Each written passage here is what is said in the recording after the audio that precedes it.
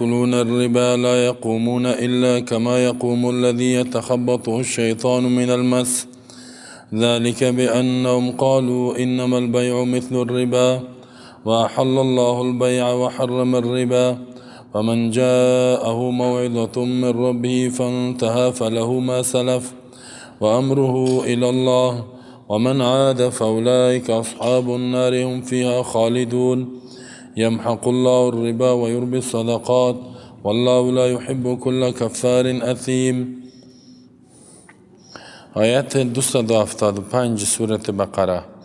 در این سورت شما قبلا بیان کردیم که 4 هدف بسیار عالی و یا 4 موضوع بزرگ الله بیان میکند. 4 موضوع را. یکی توحید بود، اثبات عقیده توحید، توحید الوهیت، معنای توحید الله بیان میکند و در ارتباط نظام توحید احکام دستورات امر و نهی بود. قرآن صفت کرد الله و تاثیر قرآن به بالای کسایی که قرآن تاثیر میکند که بعضی مؤمن میشه متقیا و بعضی صفات از اونا را بیان کرد. بعضی کافر از ضد نادی هیچ قبول نمیکنه، بعضی هم منافق هستند، در ظاهر قبول میکنن قلبا قبول نداره که یا را باید بشناسه انسان. و باز الله حکم کرد که هدف از قرآن عبادت اطاعت بندگی است که هر حکمی که الله در قرآن صادر کرده فرض است، واجب است یا نهی حرام کرده او را عملی کنید. عملی کردن هر حکم الله عبادت است. یا ایها الناس اعبدوا. دلایل بیان کرد که حقدار عبادت و اطاعت در دنیا غیر از الله کسی نیست. دیگه هیچ کس از شما معبود جور نکنین، از او اطاعت نکنین در سخنهایی که مخالف قرآن باشد، مخالف اسلام باشد. بعد خطاب عام یا خطاب خاص کرد الله بعد از اینکه نعمتهای خدا بیان کرد با بالای انسانها، نعمت وجود، نعمت کائنات خلق کرد الله، آدم پیدا کرد، انسان خلافت روی زمین برش داد، در جنت روانش کرد. خطاب خاص به بنی اسرائیل کرد. بنی اسرائیل اولاد یعقوب یهودیا بود. اینا در مدینه زندگی میکردن و اینا از آمدن پیامبر خبر داشتند. در کتابشون بشارت پیامبر هم وجود داشت که میاد صفات داره. اینا اول کسایی بودن که مخالفت کردن، اکثریتش کافر شد. الله اینا را خطاب کرد که شما این کارا را نکنین، اینی امر نهیشان کرد. بعد از اون نعمت‌ها را بیان کرد که هر نعمت که بر اونا بیان شده معجزه هم بود، نعمت هم بود، ولی اونا هر نعمت الله را انکار کردن. قباحاتشان را بیان کرد، در بینشان منافقین، محرفین، تحریف کننده کلام الله معنوی و لفظی تحریف میکردن پیدا شد. آدم کشی و ظلم و تجاوز در بینشان پیدا شد. گوساله پرستی، شرک، کفر و الله غضب‌های مستقل، عذاب‌های مستقل به بالایشان روان کردگی است. هشدار است به این مؤمنین که اگر شما خانواده نبوت باشین، هرچی که باشین، فقط با عقیده اعمال خود نجات میافین، با اعمال آبا و پدرایتان نجات نمیافین. مثل که بنی اسرائیل نجات نیافتن، اولاد یعقوب علیه السلام. او را چرا قد تفصیلی بیان میکنن؟ اونا با وجودی که پدرش پیامبر، پدر کلانش یعنی پیامبر زاده بودن، ولی بدترین انسانای روی زمین شدن. زمانی که گناه کردن، زمانی که نافرمانی کردن، بی‌پروایی کردن، الله اونا را بدترین جزا داد، بدترین کافرای دنیا شدن. بعدن شبهات یهود الله جواب داد درباره رسالت، درباره قرآن.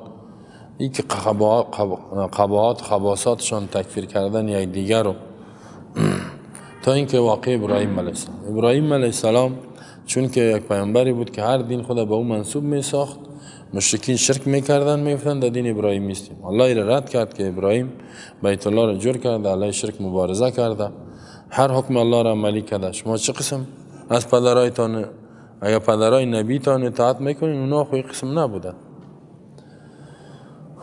و باز خباثاتی که در اونا تقلید جاهلانه بود، محض بدلیل تقلید میکردن، این را بیان کرد. تا اینکه باز در موضوع سیاسی آمد. سیاسی و موضوع سیاسی نظام حکومت داری را بیان کرد. حکومت جور کنین اجرای حکم قصاص رو تطبیق کنید. قصاص بدون حکومت نمیشه. حکومت باید مسلمان ها داشته باشه و این یک فریضه است. اتفاق همه مسلمان هاست که مسلمان ها دولت و حکومت داشته باشه. دولت اسلامی که اسلام تطبیق شد، حکومتی که اسلام تطبیق شد و احکامات بیان کرد. حکومت که آمد روزه باید قائم شود، کتب علیکم الصیام، کتب علیکم القصاص، کتب علیکم الوصیه، کتب علیکم القتال. اینی احکام باید عملی شود و این بدون حکومت نمیشه. این کسی میگه اسلام حکومت نداره، از این که احمق جاهل دشمن اسلامش یافت نمیشه. و بعد از این که حکم قتال اینا را بیان کرد و احکام دیگر را بیان کرد، وقتی که حکومت از نظام خانوادگی 18 احکام را بیان کرد که در خانواده از اینی قانون پیروی کنین، از این و این باید تطبیق شد. زمانی که کار کنین نعمت الله میاد. اینا به خاطر بقای حکومت و نظام اسلام ضرورت است به قوت نظامی کرد. کشوری را میپذیره فعلا. این قوت نظامی را جهاد گفت الله، قتال گفت، این را آماده کنید. امتهای سابقه که قتال با بالاشان فرض شد نکرد، اونا را تقبیح کرد الله، محکومشان کرد و گفت شما جهاد کنید و قاتلوا فی سبیل الله. مسئله حج، مسئله زکات. و در جهاد وقتی که ادامه میتی نگو که نیروی کم است، زیاد کم هم باشه. کم من فئة قلیلة غلبت فئة کثیرة باذن الله. بسیار جماعت های بزرگ الله غالب میسازه. کم جماعت در بزرگ به شرط که ثابت قدم باشن، به اسلام برابر باشن، الله حتمی نصرتشان میکنه. از امت های سابقه یاد کرد. صحابه اول که در مدینه آمدن کم بودن، 300 نفر بودن. الله گفت خیر 300 نفر هستین، هر چی که هستین 1000 هستین، شما 10,000 شکست میتین. همون تو هم شد و رسول الله هم شکست داد 10,000 مشرکین. در جنگ احزاب 10,000 آمده بودن، مسلمان ها کم بودن، 1000 2000 یا 3000 بودن. نیروی نظامی هم نداشتن، تجهیزات تسلیحات هم نداشتن. بعد از این باز الله موضوع چی را بیان کرد؟ انفاق مصرف مال سرمایه تانا به خاطر ترقی دین الله، حاکمیت نظام حکومت اسلامی مصرف کنید، یا به خاطر قتال و جهاد، به خاطر حاکمیت حفاظت از حکومت نظام قتال مال. مسئله انفاق بیان کرد براتان و مولوی صاحب براتان گفت که یا ایها الذین آمنوا انفقوا مما رزقناکم من قبل ان یأتی یوم لا بیع فیه ولا خلة ولا شفاعة والکافرون هم الظالمون. این را بیان کرد و الذین ينفقون اموالهم مثل الذین ينفقون اموالهم فی سبیل الله کمثل حبة. امیتو بیان کرده رفت. حالا الله بیان میکنه تیره که این مؤمنین در بینتان معاملات که میکنین، تجارت میکنین، تجارت مشروع، موضوعات اقتصادی را شروع کنین. موضوعات اقتصادی است که بیع و تجارت کاروبار بکنین، ولی نامشروعش که سود است نه، وجدار سود میده. و هر معامله که دین است، قرض است یا پیسه نقد نیست رو نوشته کنین، شاهد بگیرین، سند بگیرین. در آخر ایمان صحابه را بیان میکنه که به کل احکام ایمان دارن. آمن الرسول بما انزل الیه من ربه والمؤمنون. پیامبر رسول ایمان داره. کل آمن بالله و ملائکته و کتبه و رسله لا نفرق بین احد من رسله و قالوا سمعنا و اطعنا. قبول کردیم، عمل میکنیم. این صفت نبی و صحابه است. شما هم باید همینطور باشید.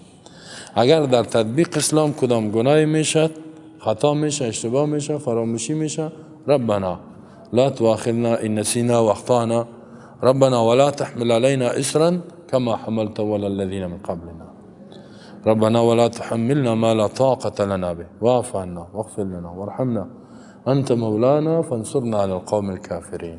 این بود خلاصه از این سورت. همینطور باید یادتان باشه. بسیار یک سوره جامع، یک سورتی که همه احکام، همه قوانین، همه دستورات و این خاطر خواندن از این بسیار ثواب داشت، بسیار درجه داشت. فضایلش براتان گفته بودم. این حال وظیفه ما و شما است که یاد خو میگیریم، یاد میگیریم، بیان کنین به دیگرها و عملی در زندگی خود دیگرها کنین. این مهم است که را ما عملی کنیم. متاسفانه که فعلا در اکثریت دنیا این احکام تطبیق نمیشه. امی قوانین، امی دستورات، امی فرامین الله تطبیق نمیشه در اکثریت دنیا. دنیای کفر خوبان، دنیای اسلام، جهان اسلام نمیشه. نالسه چقدر مسئولیت ما و شما بالاست، باید ایره تطبیق کنیم، تنفیذ کنیم. تطبیق و تنفیذش قوت میخواه، زور میخواه. مخالفین قوانین اسلام بسیار زیاد است، نمیخوان. اونا قویستن، اونا زور دارن فعلا. چقدر مسئولیت ما و شما بالاست. دیگه الله بر ما شما توفیق بده که کار کنیم بر اسلام صحیح و احکام از این صورت عمل کنیم. الذین یاکلون الربا، کسایی که میخورن سود را یا استفاده میکنن، لا یقومون، استاد نمیشوند در روز قیامت از قبرهای خودان، الا کما یقوم الذی، مگر مثل امو کسایی که استاد میشود، مثل امو شخصی که استاد میشه، یتخبط و شیطان من المس، که رسیدگی سور شیطان، زدگی سور شیطان، من المس، دیوانگی شیطان بر از او را در دماغش داخل شده، دیوانیش کرد. ذلك بانهم قالوا انما البيع مثل الربا، ذلك اینمی عذاب بسبب عزیز که اینا سود خورا. قالوا، گفتن، انما البيع جز نیست، خرید و فروش تجارت، مثل الربا، مثل سود است، مثل معامله سودی است.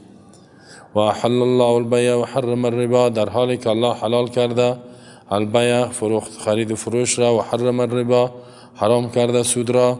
فمن جاءه موعظة من ربه فانتهى فله ما سلف، هر کسی را که آمد موعظه، حکم الله، نهی الله، وعظ منع، من ربی، جانب ربش، کی کار نکو، فانتهى، پسی منع شد، فله ما سلف، از برای ازی آسان چه که تیر شده، یعنی تیر شد الله را، و تیر شده چی گپ میشه؟ و امره الی الله، کار ازی به طرف الله یا می بخشه یا جزا میته یا توبه کرده چی. و من عاد فاولئک اصحاب النار هم فیها خالدون، هر که دوباره عودت کرد به سودخوری، با سود خورد و حلال گفتش، فاولئک اصحاب النار، اینا آتشی هستند، هم فیها خالدون، همیشه میمانند آتش. یمحق الله الربا و یربی الصدقات، محو میکند الله سود، برکت فایدهشه، و یربی الصدقات، زیاد میکند صدقات، زکات، مصارف مشروع. والله لا يحب كل كفار اثیم، الله دوست نداره کافر گناهگار را. اینی بود ترجمهش. ربا و سود در زمان جاهلیت وجود داشت. کان لبنی عمرو من ثقیف، قبیله ثقیف اولاد عمرو دیون ربا، قرضهای سود بود. علی بنی مغیره، به قبیله بنی مغیره. هر وقتی که وقت پوره میشد اراده میکردن که ایره چی کنن؟ زیاد کنن. اراده کردن که می دیگه هم سود بخوان. در عرب سود چطور بود؟ در عرب یک برای کسی قرض میداد، ایره بگی، وقتی که میداد برش بازو را میگفت کی میتیره؟ میگو یک ماه بعد. میگو یک ماه بعد که میتی باز زیادش کن. یک لک دادیمت، یک ماه بعد که میتی یک لک 10 بدی. 100 روپه دادمت، یک ماه بعد که میشی 110 بدی، 105 بدی، 120 بدی. و میگو خب باز که یک ماه که تیر میشد، میگو مرا هم پیسه ما، میگفت که والا خود ندارم. باز میگو خود یک ماه دیگه، باز میگو یک ماه دیگه که شد زیاد میشه. حالا در یک ماه فایدهش 110 بود، در دیگه ماه 120 بدی، در دیگه ماه 130 بدی، در دیگه ماه 140 بدی، یعنی 10,000 فایده بالا شده. 6 ماه شد مرا 160 داد، 1 لک میداد 160. این سود جاهلیت بود، سود عرب ها مشرکین بود. رسول الله صلی الله علیه و در حدیث بخاری میاد گفت که وربا العباس موزون تحت القدمیه، ربای سود عباس که آقای خودم زیر پای ما شدگی، دیگه کسی سود خورده نمیتونه. سود حرمتش آمد، ممنوعیتش در مکه، در مدینه آمد. در مکه تقبیح شده بود ولی حرمتش نامده. گفت سود حرام است. اگر که در ظاهری تو شکل بیع را داره، الله میگه بیع جدا، یک چیز میخری میفروشی، ولی سود که است مشابه از او است. الله را حرام کرده و را حلال کرده. و حل الله البیع و حرم الربا. شما از جهت مشابهت دو چیز یک چیز حلال نگوین. خود زنا و نکام هم تو کم فرق داره. در زنا هم رضایت هست، در نکام که زور است. در زنا هم دختر و بچه جرمه قبول هم میکنن، ولی نکاح کمی فرق داره. شاید میگیری فامیلش خبر میشه و ولی وینش. حالا اینا کسی نگوید که وقتی که نکاح جایز است رضایت است پس زنا هم باید باشه، زیرا در هم رضایت است. نه، او حرام ای حلال. بیع تجارت میفروشی میخری، تجارت این حلاله. سود پیسه را میتی کاربار نمیکنی، خودش چی فایده گرفته رایستی، فایده معین حرام است. ولی یک صورت دیگه اش حلال. سعی کنین پیسه تا میتی با مضاربه کار کو سرش، اون پیسه نداره تو داری، کار کو. یک آدم از کار یاد داره. چی کار یاد داره؟ مثلا خوب دکانداری تجارت یاد داره، تو یاد نداری، او با سواد است، تو پیسه میتی. تو چقدر میتی برای از او؟ 1 لک مثلا. از او کار است تو پیسه. اینی جایز است ولی فایده تا این نیست. فایده نیم است، در نقص شام شریک در فایده شم. در سود خواهید نقص نیست، فقط پیسه را داری با ما فایده داده برو. 1 ماه بعد 10,000 بده، 2 ماه تیر شد 20، 3 ماه تیر شد یا 1 سال سال است. بانکا این بانکا کلی سودی است. 1 لک دلار میتی چند میته؟ 6,000. 10% هم نمیته، 5%، 5,000. خودی بانکا چی میکنه؟ خودشان امی پیسه را به یک تجار میتن، از او 20% فایده میگیره. 1 لک داره 1 لک و 20، 15,000 در جیب خودش، 5,000 به تو میده. سر پیسه تو سود میخوره، سر پیسه خودت. به می خاطر حال در این بانک ها این پیسه ماندن کمک کردن از یا به چی است؟ به سود است. این ظالم ها سر پیسه تو سود میخوره. یک بانک من ندیدیم بگم بیا این پیسه مرا نگاه کو با لنبرایش تعیین میکنم، میم لنبر پیسه تغییر نخوره، بعد 1 سال بعد میم بده او برو هیچ نمیکنه. لنبر پیسه را قید میکنم بده، قبول نمیکنم. اگر سود بگیری یگام تا میگه حساب جاری مچم چی سود نمیگیرم، سود نگیری او میگیره.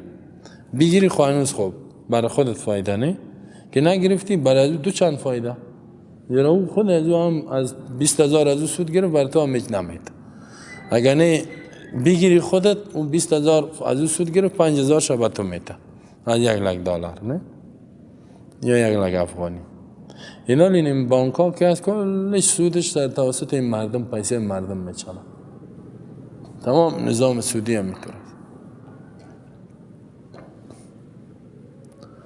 سود در احادیث میاد که یکی خوی سود جاهلیت ایره ربای زیادت میگن، دوم نسیه و زیادتی است که رسول الله صلی الله علیه و 6 قسم چیز منع کرد.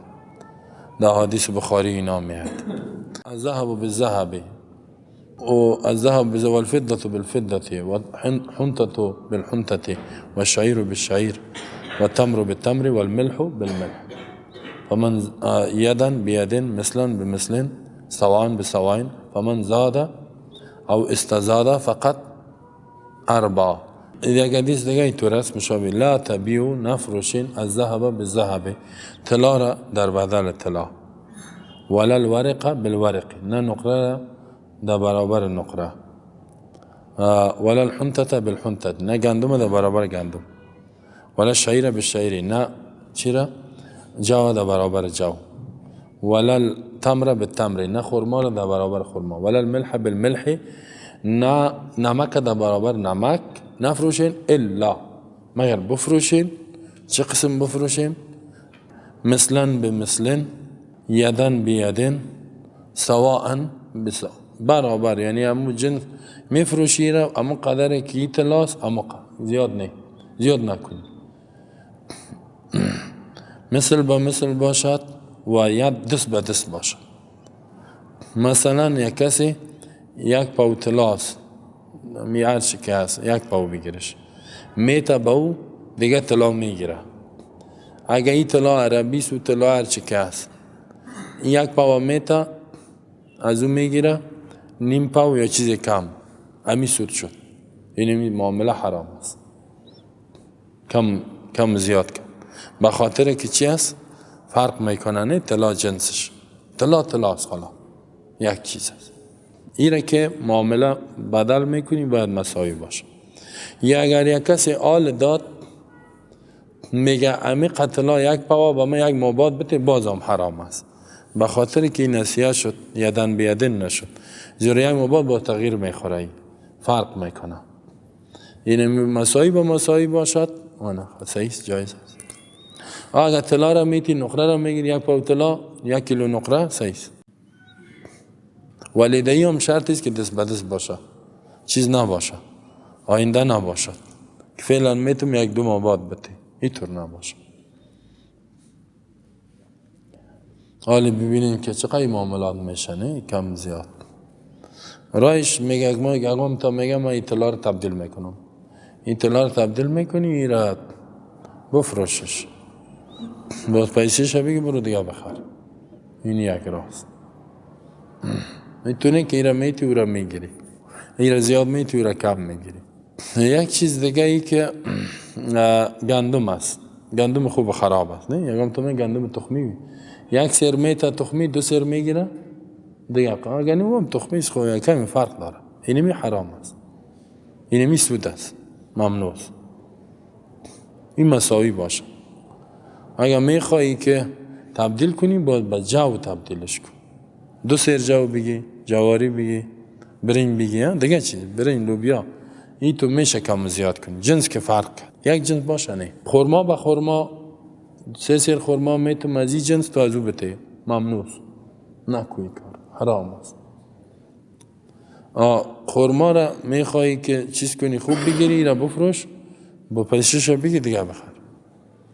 یا خورما را در برابر برنج مثلا این خورما بته، یا برنج ببر خورمای خوبش بگی، آرد ببر، گندم ببر، دیگه چیز ببر.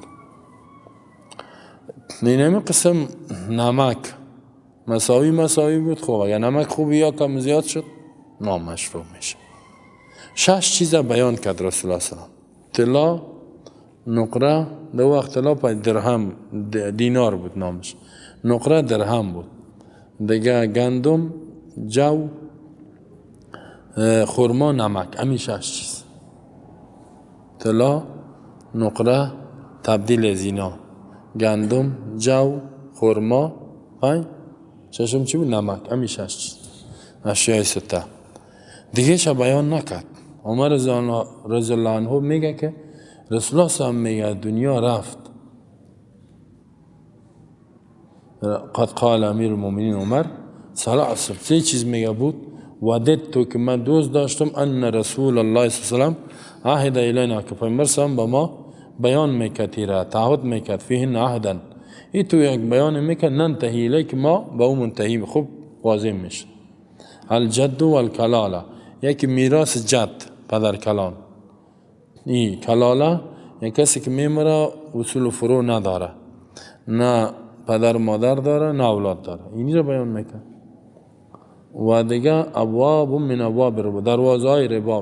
ربا یعنی بسیار بخشا داره، بخش های مختلف ربا و سود بیان میکنه. ولی میگه نشد میگه بیان نکرد، کاش که با ما بیان میکرد. اینا لمی 6 چیز که هست خوش شد. اینجا اکثر مجتهدین حتی تابعین اینا چی کردن؟ اینا ایرا قیاس کردن به دیگه چیزها. اینجا علت پیدا کردن. گفت رسول الله می 6 چیزی که گفته خودش هدف نیست، این موصوف به می صفت. یعنی شما طلا را به طلا، نقره به نقره تنهایی نیست، هر چی که این وصف طلا و نقره را داره. اینال وصف از این چیز وزن است. وزن که است اینال میگه آهن باشه، دیگه مس باشه، سرب باشه، اینی چیزا. با دایی چی را گرفتن؟ وزن نگرفتن. خب هر چیزی که موزون است وزن میشه. این خلاص دیگه. این باید مساوی باشد. اگر جنسش یکی مساوی، اگر جنس مخالف شد صحیح و دست به دست باشد. وصف همی چیزا گرفتن، وصف همی طلا. خود طلا گفت هدف رسول الله هم نیست. هر چی که می صفته این چی از موزون وزن است، آهن باب وزن میشه اینی. و در چیز که هست باز بعضی حتی نفع گرفت، منفعت. هر کسی که در اشیا منفعت میگیره، هر چیزی که منفعت داره دو همی شرط است که یک جنس باشد باید مساوی باشد. جنس مخالف شد سعیس میتونه مخالف تبدیل کنه. این را بیان کردن این مرد. و این بعضی نفع گرفت، بازی که وزن میگیره. امام شافعی و امام مالک گفتن که وزن در موزونات وزن باشه. امام شافعی، امام مالک اینا، امام ابو حنیفه وزن در موزونات چیزایی که وزن میشه آهن با برش. کیل پیمانه در مکیلات. گندم که از میگه پیمانه میشه، گندم و جواری و اینا. اگر در یک جای خرما هم شود سعیس، اگر چیز هم شود نمک هم شود، هر چی که پیمانه دار. حتی گفتن که گچ و چونه اینی چیزا هم دهی داخله. اگر مساویانه میکنی تبدیل، اگر یک هم گچ است و هم گچ، اینجا یک سر گچ، اینجا گچ هر قدر فرق داره باید مساوی باشه. اگر میخوای تفاوت بیاری باید جنسش تغییر بخوره. گچ مثلا با چی باشه؟ با ریگ باشه، یک چیز دیگه باشه. کیل یعنی پیمانه در چیزایی که پیمانه میشه، وزن در موزونات. بعد طعم گفت، اینا در گندم یا میگن طعم از غذاییت، هر چی که غذاییت داره او حرام است. اینی علتها را جور کردن. بعضی میگن میشه چیز، ولی ما فتوا میتن ما قبول نمیشه، به خاطر که رسول الله میشه چیزا بیان کرد و حتی تابعین سعید ابن مسیب همین ما مجتهدین کلش یک علت ادعی چیز کردن که وصف می چیزا مراد وصفش. اینا اگر یک کسی در یک مذهب است بازو میفهمه به اساس مذهبش چی است و فتوا میده که چه قسم است. مذهب امام ابو حنیفه یک قسم، امام شافعی دیگه، امام مالک میگه هر چیزی که ذخیره میشه دونو سود است، چیزی که ذخیره نمیشه نیست. فهمیدیم؟ مثلا چیز ذخیره نمیشه، خربزه نمیشه ذخیره، خراب میشه. سیب نمیشه دیگه، چی بگویم که شفتالو نمیشه ذخیره، انار نمیشه، او خراب میشه. چیزایی که ذخیره مثلا گندم میشه، زار وقت بود جو میشه، نه طلا میشه، او ذخیره را گرفت. چیزی که ذخیره میشه باید میگه مساوی باشه. جنس که یکی بود مساوی باشه، جنس که مخالف شد صحیح است، جایز است و همین صحیح است. بعضی تو فتوا میتم این نظریات کل امام مجتهدین رد میکنه، میگه فقط نمیشه چیز، غیر از این کلش صحیح است. اینجا قبول نیست دیگه. ظاهرش که رسول الله میشه شگفت، طبعا معلوم میشه که دو هدف علت بودگی است، علت بوده. باز اینجا عمر رضی الله عنه میگه که یک حدیث روایت میکنه که حدیث بخاری است، از کی روایت میکنه؟ سعید ابن مسیب ان عمر میگه قال گفت من آخر ما نزل آیت ربا، آخرین آیاتی که نازل شده آیات های سود است. و این رسول الله قبضه، رسول الله قبض شد در دنیا رفت قبل ان یفسرها لنا، پیش از اینکه با ما سود بخشایش بیان کنه، زیرا ابواب زیاد داره. فدعوا الربا والریبه، سود هم ترک کنید، آنچه که شک پیدا میشه کی سود است امور هم ترک کنید. شک سود پیدا شد، چیزی که شما را در شک میپرته، فدعوا ما یریبکم الی ما لا یریبکم، آنچه که شما را در شک میپرته بانش، هر چیزی که بوی شک دو میره او را بانین، او ناجایز است. پس سود بخشای بسیار زیاد داره. همین جنس که یکی بود دیشش چیز خود اتفاق است، غیر از این دیگه، غیر از چیزام جنس که یکی است. زنا مثلا طلا را ببینید، طلا را که تو طلا با فرق تبدیل میکنی، حرام است. نقره را به نقره، گندم به گندم، نه جو به جو یا جواری به جواری، این نمیشه. خوب و خراب نداره، خوب و خراب نداره، جنسش که یکی بود خلاص و نمو سود میشه. خب اگر موزونات و چیزا بگیریم، شاید که که موبایل در کدام بخش پرتیم نه، موبایل در موبایل این چطور میشه؟ اگر جنس با جنس باشه این اگر فرق کرد مثلا دو موبایل یا ذره پیسه میتون بازی آرام میشه دیگه. این به حساب وزن اگر بیاد، اگر نه که نبیاد یا وزن بیاد یا طعم بیاد یا چیزایی که ذخیره و وزن نمیشه، شاید این نبیاد به خاطر که یعنی از نظر ما مجتهدین دیرو اینا وزن نمیشه، وزنکی نیست دانه یکیست. یاکلون ایتعاملون بالربا، معامله میکنن و خون مردم میخورن اینا، چون که یاکلون اصل هدف منفعت استفاده میکنن، سوده استفاده میکنن، هدف خوردن است، به می خاطر الله اکل میگه میخورن سوده، یعنی سود خوردن نمیشه نه. بعضی چیزا مثلا بعضی پیسه است خوردن نمیشه، یا چیز است گندم است مثلا خالی خوردن نمیشه، هدف منفعت است. چون این قباحتش بیان میکنه، کسایی که سود میخورن جزای اخرویش بیان میکنه. لا یقومون، اینا استاد نمیشن که استم من قبورهم یوم القیامه، از قبرهایشان. اکثر مفسرین میگه هدف از قیام استاد شدن در روز قیامت است. بعضی ها میگه که در دنیا هم است، یعنی اینا در دنیا نمیگردن مثل یک دیوانه واری، یک کسی که جنی است یعنی وضعش خراب میباشه، سودخور حالتش خراب است. ابن عطیه میگه تفسیر مفسرین هیچ محقق است، میگه حتی در دنیا هم سودخور یک کسی که دیوانه جن برسش نه، جنی باشه یا میرگی، این تو که میره نرمال نمیره، این تو میره او تو میره، یا دیوانه باشه وضعش خرابه، دیوانه وارز این زندگیش زندگی هم نیست، زندگی انسانی نیست، زندگیش خراب است.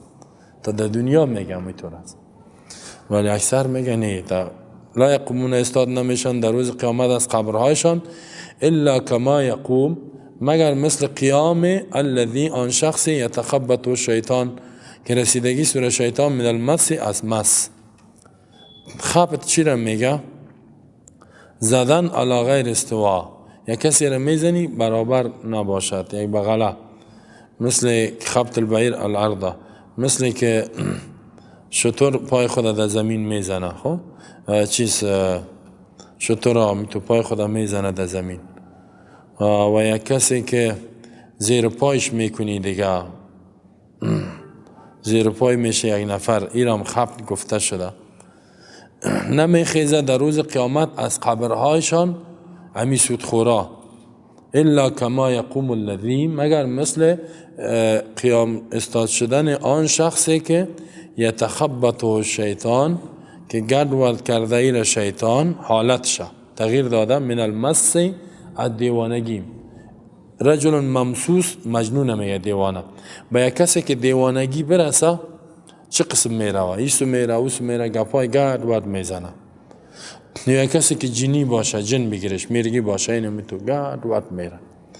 یعنی در روز قیامت اینا که میخیزن ایسو میرن اوسو میرن، همیتو استاد میشه و میفته و استاد میشه، این شناخته میشه که اینیا سودخورا هستن، میاین طرفشون سعی کنید ایسو میره اوسو میره، چپه شده میاین. هر که در روز قیامت خیانت کنه با یک حالت میخیزه. در این باره حدیث هم است، کسی خیانت کرده میده پشتر بیرقات زده میشه دمون، بیرق خیانتش بالا، بعضی بسا بالا بعضی بسا پایین، دزدی کرده دیگه کرده، زکات نداده مار از در گردنش نی، خیانت کرده گوسفند سرشانش بالا شده و غصب میکنه، گوه کرده شطوره. این هر کس یک حالت هست، یک حالت بده. یارا یتخبط الشیطان من المس، از این فهمیده میشه که شیطان خود شیطان جنی را میگه، از این میگه شیطان که در وجود کسی داخل شوه و او را دماغش خراب کنه، دیوانش کنه. از این میاد اکثر استدلال میکنن که شیطان در وجود انسان داخل میشه. یک تجربه هم است، شیطان یعنی جنی، جن داخل میشه و این جن کافر هم میباشه، نه این دو باز گپ هم میزنه، تو گپ های میزنه، جن داخل میشه. مثل یک کسی که جنی باشه گپ میزنه، خودم میزنه، میفته و چپه میشه و استاد به حالت نرمال نیست، نه اینمی قسم سودخورا هست. نمیشن استاد در روز قیامت مگر یقوم استاد میشه کما یقوم، مثل آن شخصی که یتخبطه که رسیدگیست به شیطان من المس از دیوانگی، یعنی از جنون این دیوانه ساختگیست، برابر نمیرود انسان، مثل گرد ود میره. مخبلین کالمسرعین، مسرعین مثل کسی چپم میشه در پالوانی یک بغل. این همین نشانه هایشاند.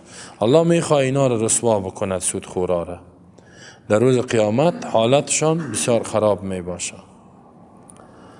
سود بسیار چیز بد است. ذالک بیانم قالو، ذالک اینمی عذاب، همین تخبط دیوانگی حالت از اینا مثل جن رسیدگی به سبب چیز؟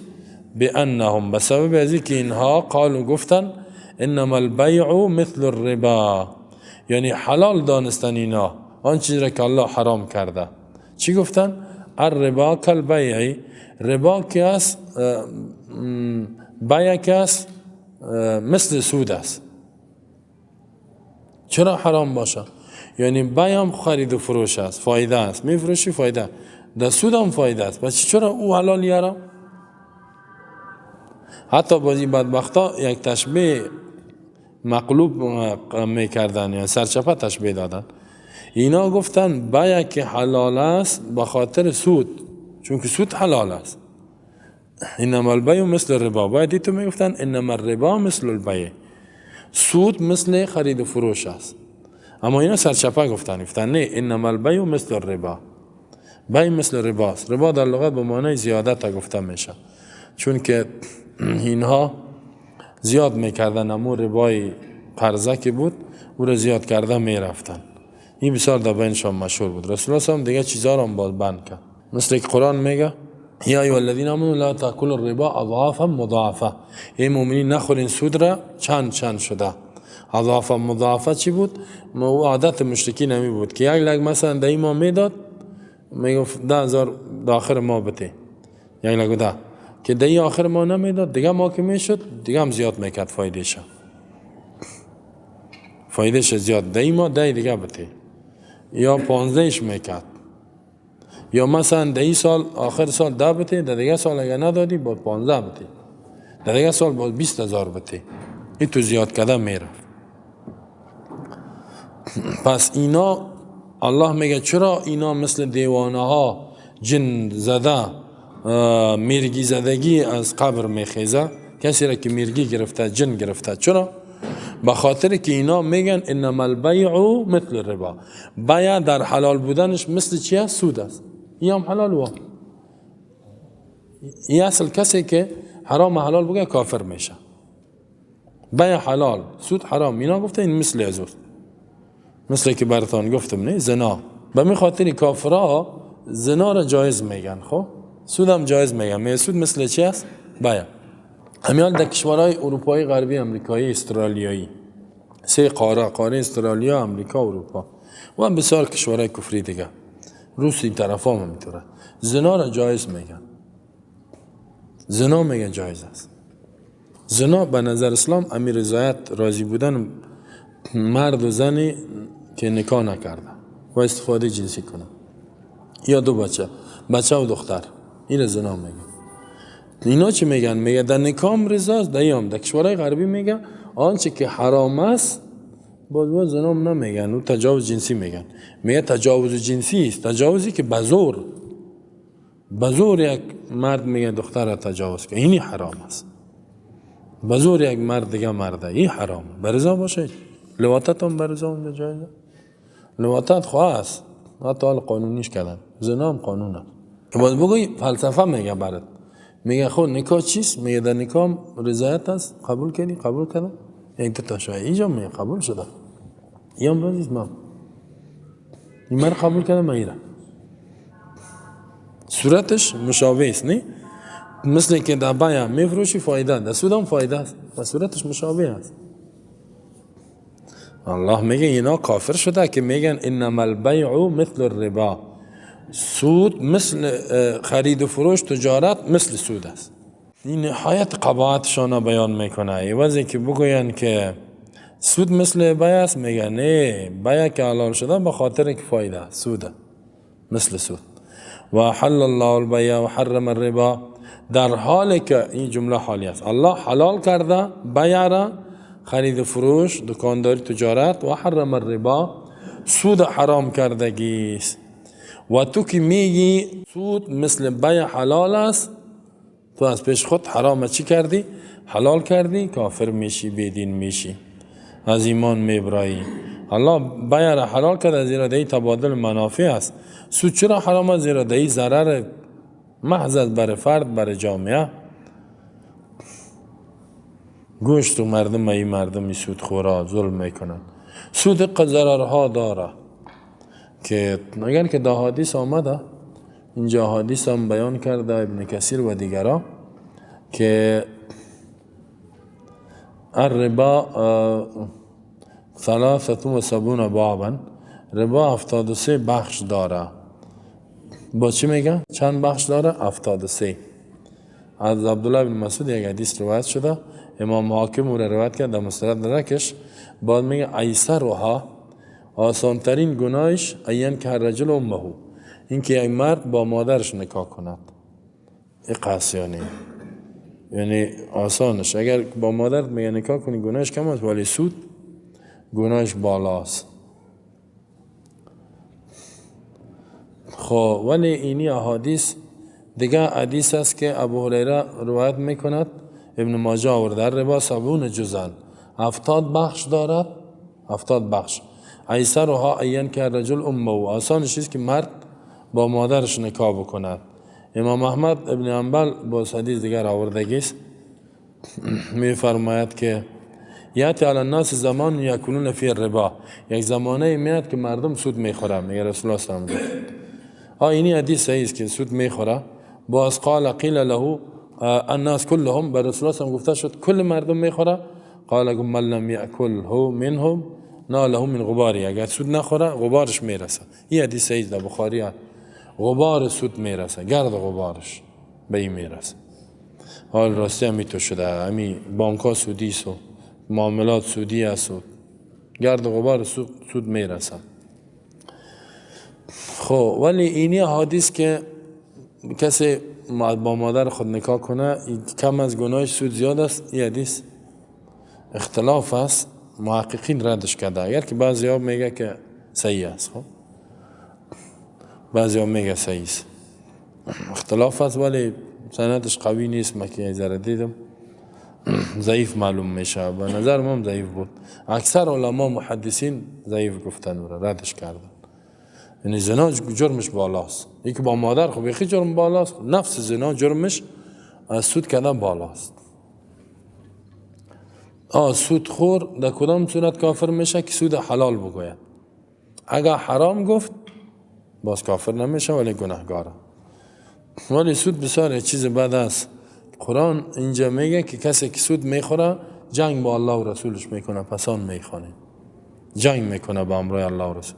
به می خاطر مردم که میگن سود از زنا که جرمش بالاست، اینیات استدلال میکنن که فعل لم تفعلوا فاذنوا بحرب من الله و رسوله.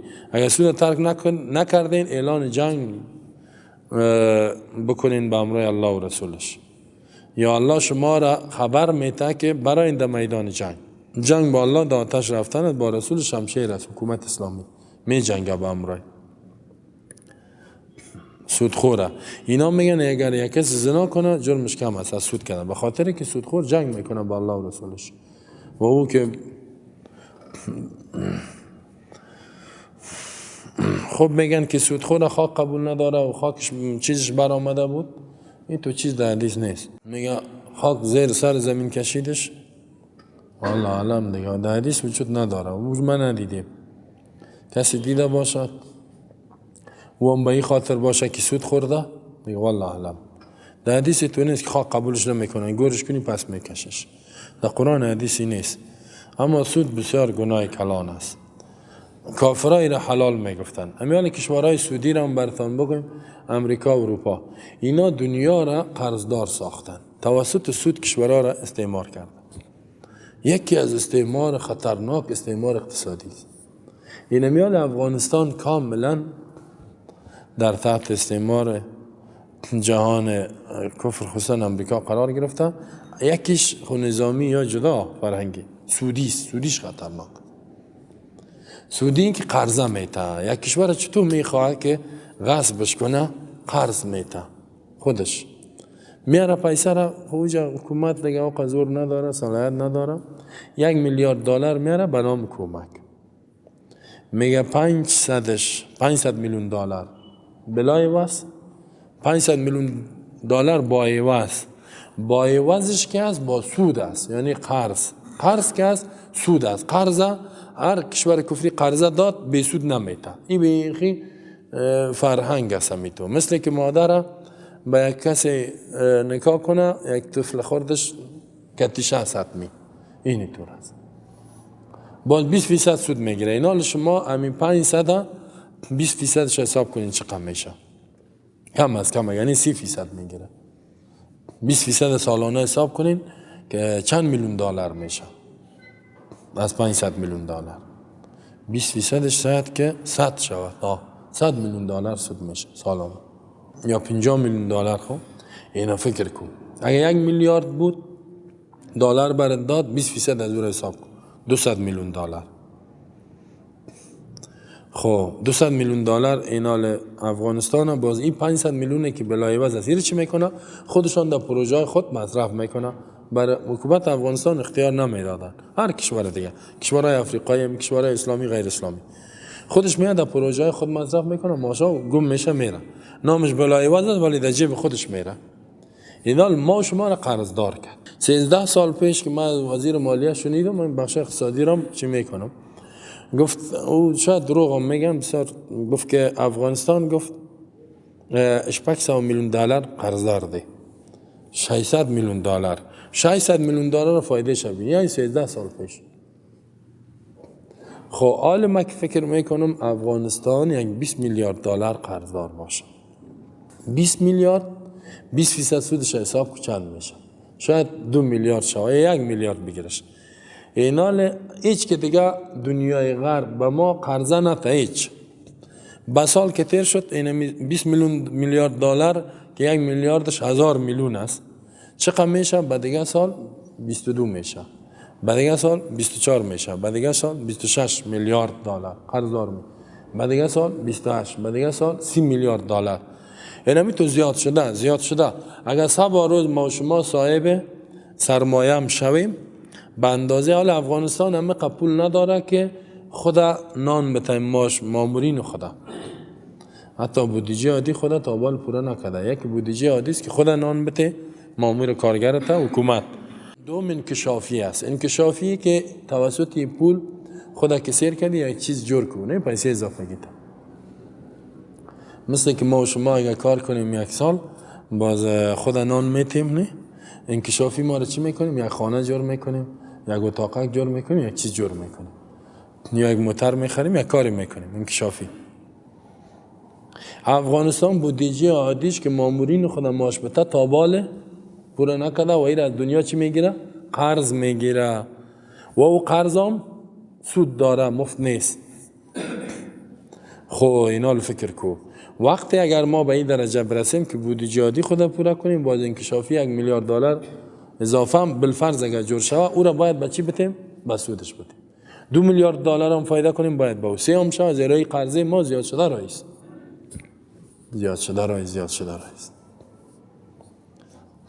این طور کردن. اینال افغانستان چی شد؟ تحت استعمار اقتصادی آمد، قرضدار شد. یک وقت در پاکستان بودیم، میگه فرد پاکستانی که پیدا میشه این 15 سال پیش 16 سال پیش، میگه فهمی یک پاکستانی که پیدا شد 40,000 دلار قرضدار است، به خاطر که هم پاکستان این خاک از او قرضدار است، از امریکا هم پیدا میشی قرضدار، در حالی که پیدا میشی در اسلام پاک هستی، اما کلانوس قرض گرفته، تو هم میگه قرضدار هستی. مثل که تو اینمی خاک میگه قرضدارم است، نه دمی خانه. هر کسی که پیدا شد در اینجا در این خانه شریک است، او هم در این قرض شریک است. شما که از اینمی خاک هستین، این خاک از ما قرضدار است، او هم قرضدار میشه. چون که افغانستان در حساب شود که این پت از خود کلی گپا کی چقدر ما قرضدار میشه. یک طفل ما پیدا میشه چند قرضدار میشیم. 20 میشیم 30 میشیم 40 چی گپ است 50 است معلوم نیست فعلا یا حساب نمیکنن و حساب کردگی بودن پاکستان 200 میلیون نفوذ داره ولی میگفت که نفر پیدا شد 40,000 شاید زیاد شده باشه. خب اینا قرضدار که شدی هر وقت که میگی برای از خاکم میگه من پیسه ما قرضدار شدی والا پیسه تا نداری چوب دیگه مثل که در خانه این نفر مششته این آجیسه قرضدارم اومد یک میلیون دلار نه 4 منزل جور کرده 2 منزلش مششته هر وقت که میگه برای از خانه میگه من پیسه ما والا نداری قرار ششته وقت پیسه هم نداره که بتا و خاکم داده نمیتونه کلشه یعنی مجبور اونجا ششتیم با حالا کل افغانستان هم بتا 20 میلیارد دلار نمیتونه نداره خاک اگر بگم افغانستان هسته باشه خوی خاک چی کنم من پیسه ما بته من خاک کار ندارم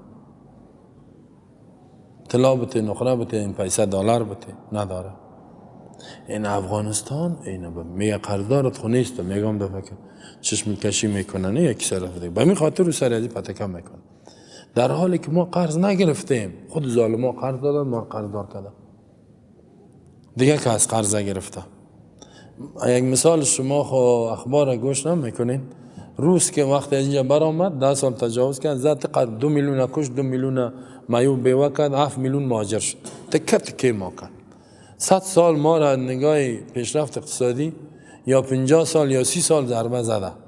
خب وقتی که روز برآمد چی گفت افغانستان 10 میلیارد دلار از ما قرضدار است.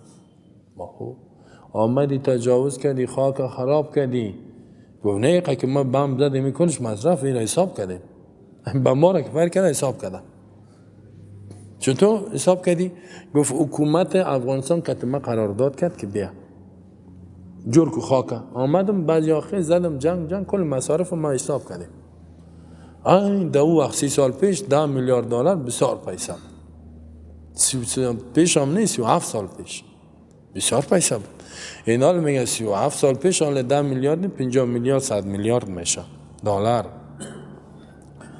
میلیارد 1 میلیارد 1000 میلیون دلار 1 میلیون دلار بسیار مشکل است ایوا خب وقتی که افغانستان گفت که ما روز گفت دینی حکومت در دوران حکومت سابق کرزی بود گفت همین 10 میلیارد دلار بده به ما مردم این دولت گفت ما خو نداریم صاحب نگفت که بد کردی تو بده تاوان مرا 1 میلیارد ما را ضربه زدی 100 میلیارد دلار تو دم میگی 90 دیگه تو بده خاک خراب کردی یقین کنین نمی حکومت افغانستان قبول کرد گفت سعیس ما قرضدار است گفت کی میتی پیسه را که قرضدارم هستی گفت میتیم انشاءالله ما نداریم باز میرفت هر وقت وزیر مالیه این قدر شب بخش خود روزاری باز 1 میلیارد بخشیدم دیگه با دمی آخره گفت برو کل شب بخشید حالا ما ممنون از او هم شدیم خب میگه نه اینا گپ دیم میگه دیدی پیسه ما باز میگیرم مگه گپ بزنی هم میزنید هم میکشید هم پیسه رو سرت حساب میکن حالا این دیگه کشورام که اینجا مصرف دارن میگه ما خونه میامدیم شما ما را آوردین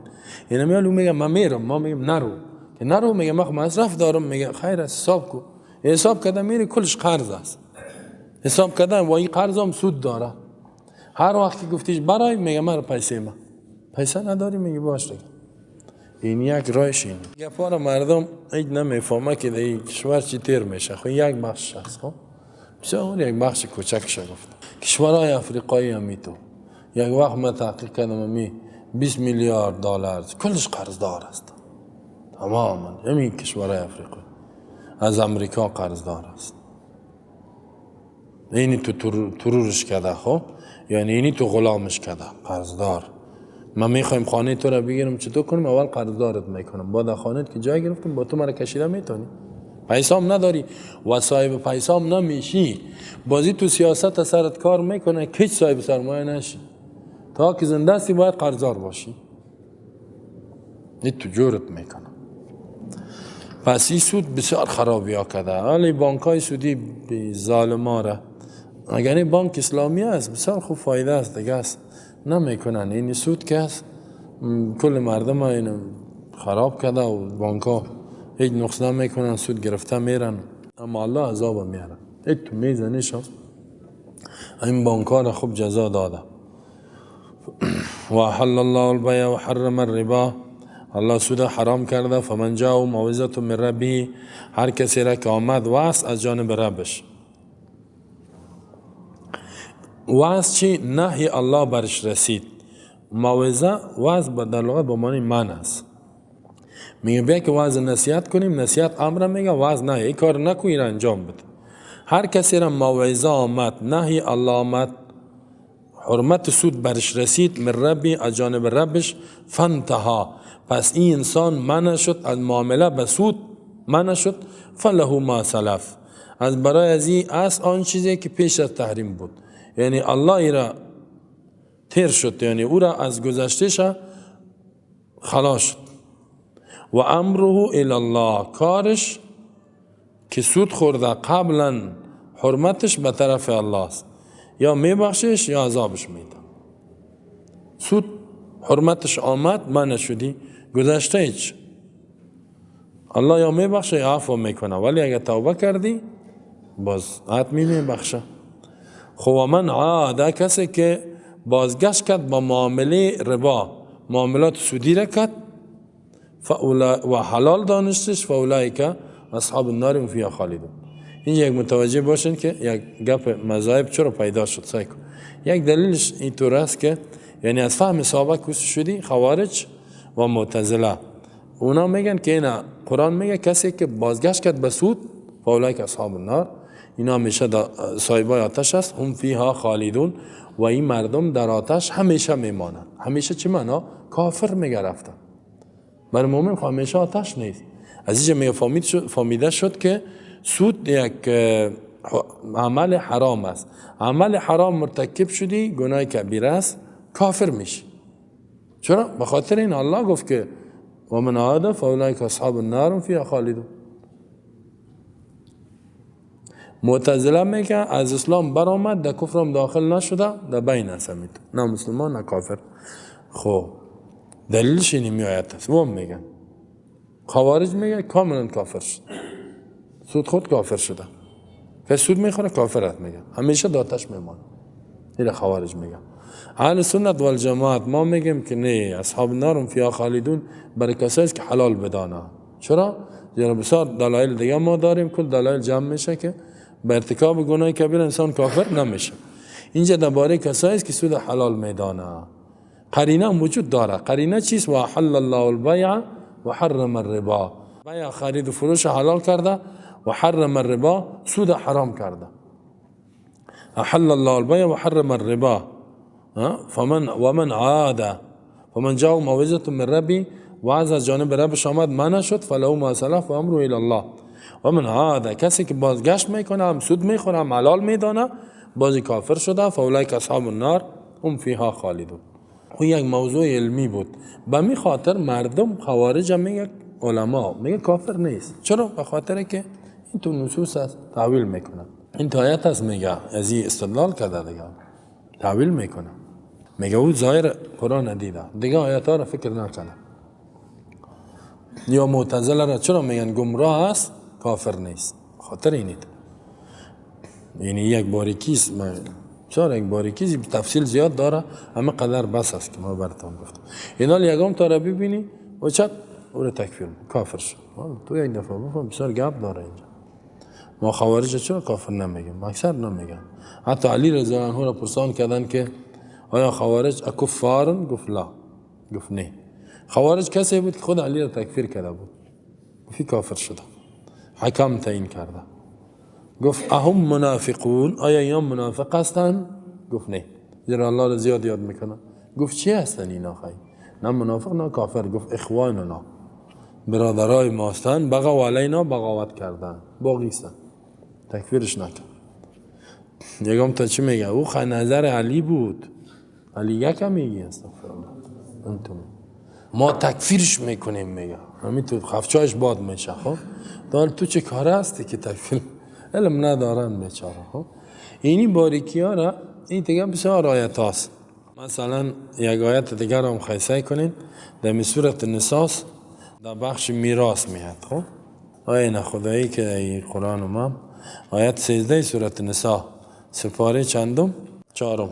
سعی کنین الله میراث تقسیم میکنه خودش باز عام بیان کرده که کسی نافرمانی کرد بس اینجا میگه همیشه در آتش است نافرمانی کرد و همیشه آتش برای کافر است. آیت 13 رسای کو سورة النساء پاره 4 تلك حدود الله. الله میگه اینمی حدود قانون الله سمیرات و ما یطع الله و رسوله هر کسی فرمانبرداری الله و رسول کرد در چی؟ در مسئله میراث.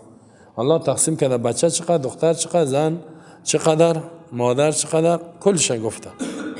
کسی تجاوز کرد، کسی اطاعت از الله و رسول کرد، یدخله جنات تجری من تحت الانهار خالدین فیها، داخلش میکنه الله در باغها که روان است از زیر قصرهای از نهرها خالدین فیها و ذلک الفوز العظیم. این کامیابی بزرگه. در میراثش کرده باشی زن محروم کردی، دختره جای داتش است. با چی میگه؟ و من یعص الله و رسوله. کسی نافرمانی الله و رسول کرد در تقسیم میراث، برای زیاد بته برای کم بته، همین تو کار کرد و یتعدى حدوده، تجاوز کرد از حدودی که الله تعیین کرده، قوانینی که الله تعیین کرده. چی میکند الله را؟ یدخله نارا خالدا فیها، داخلش میکند الله را در آتش همیشه میباشد. و له عذاب مهین، از برای از عذاب چی است؟ مهین، اهانت کننده. عذاب به صفت اهانت ای از برای کافر است. این تو عذابش الله میته که همیشه در آتش میمانه. چطور اینا مثلا یک کسی به بچه خود مساوی، نیم حق به بچه میته، نیم به دختر. حق زن مرد مساوی است. قرآن میگه جایش در آتش خالدن فیها همیشه میمانه. از این فهمیده میشه کافر میشه. نه یه چی میگه؟ یعنی میشه خوارج میگه که مرتکب گناه کبیره شد کافر شد. میگه این آیت دیگه دلیل. همین تو بسیار دلایل هست، مختلف آیات ها میاد. ولی ما میگیم که در اونجا کسی امو تقسیمات الله را تغییر داد و گفت اینی صحیح است، حلال است، باز کافر شد. زیرا قانون گذاری کرد، شرع قانون وضع کرد، الله یک قانون وضع کرد دیگه وضع کرد، اینجا کافر میشه. زیرا شارع قانون گذار الله است. اما اگر این کار کرد گفت گناهگار هستم، کار حرام مرتکب شدیم، خوب کار نکردیم، خیر گناه کردیم، باز میگیم کافر نشده، جزای خدا میبینیم.